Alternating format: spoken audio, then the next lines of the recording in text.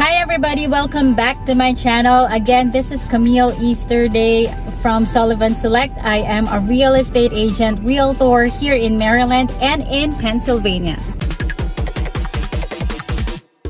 So for those who are new here, don't forget to like, subscribe, and click the bell for notification. I do post every week, so this is just about life, about real estate and tips, and to educate you. And if you want to be a real estate agent in the future, I would also give you some tips just like what I'm going to do today. So in this episode, we're going to talk about the lessons that I've learned when I was a new real estate agent. I just want to say first that we are here in the Preserve at Fox Gap. This is my listing, part of my listings as well. This is in Boonesboro, Maryland. We do have a commercial and the residential part of it. So let's start. The first lesson that I learned is that this is really not a 9-to-5 job. It is not. The first thing is that I realized that whatever I have learned from the class, in the real estate class, I could only apply, I think, just 10% of it. So I do have a mentor. My husband is my mentor. He would teach me all these things, the nitty-gritty of a transaction, how to write an offer, how to talk or to negotiate with the seller, with the buyer, and even with other agents. Aside from that is you are also trying to generate leads, so you would be spending time calling people, you would be spending time talking, walking around, door knocking, all these things. And while you're generating leads, then you also have to attend to your clients, your present clients, your sellers, your buyers, the agents that are involved in this just one transaction. So all these things, plus of course I am a parent, I have 2 kids, I also have to spend time with them.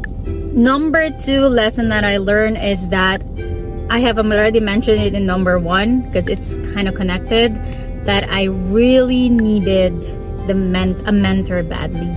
And whenever I don't know the answer anymore, then I can call Miss Cynthia Sullivan. She is my associate broker, and Paul Sullivan is my broker.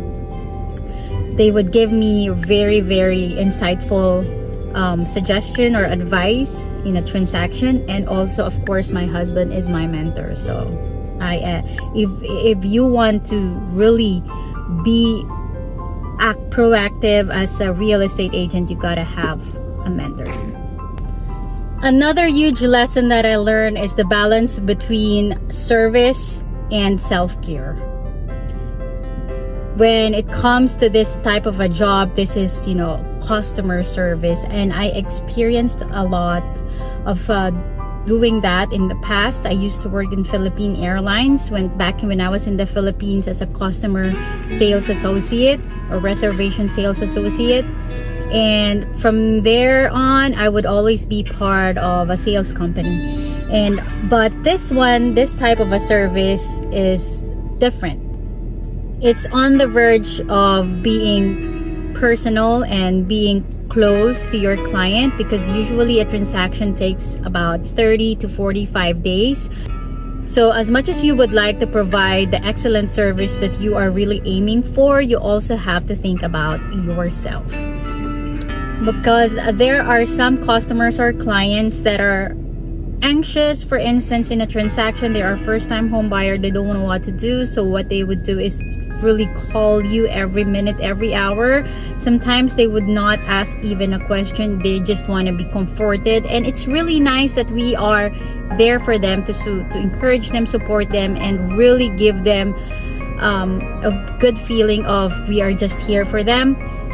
If you have to take care of yourself and pause for a while, not answer a phone for a few minutes, if you are really stressed with the transactions that you're having and then somebody's calling, you can just miss that call for a few minutes, if I suggest that, and then call them back when you are okay. Because this job would really may overwhelm you, and having that kind of a balance would really keep you going. Lesson that I learned is that we have to accept the fact that some transactions may be successful and some are not. Especially when you are about to close a transaction, there may be some instances that it's not gonna go through because of some problems when it comes to their lending, when it comes to their loan application, when it comes to the seller not selling it anymore, or to the buyer having an issue. And it's kind of frustrating if something like that happens. Also, when generating leads, sometimes you have that specific lead, a buyer for instance, and you have already provided the service that they like, you have already shown some properties, and suddenly they're not gonna, and suddenly they disappear and they're not gonna talk to you anymore. There are some sellers who would promise you that they're gonna sell it with you or list it with you, and then suddenly you would see a sign of another brokerage there in front of their house. It is frustrating, it is disappointing and upsetting. So all we have to do is really process that, and eventually we have to make sure that we move on. By moving on, we have to be positive and know that there are other transactions and other opportunities just around the corner. And then that's it. But to tell you honestly, it took me a lot of time to digest that and to really accept that. But now everything is okay, and I know that there will be more opportunities coming along my way. So there you have it, guys. Those are my 5 lessons I learned as a new real estate agent. If you want to know more about real estate, my journey, and also updates regarding it, don't forget to like, subscribe, and turn on the notification in my channel. So thank you very much. Have a great day.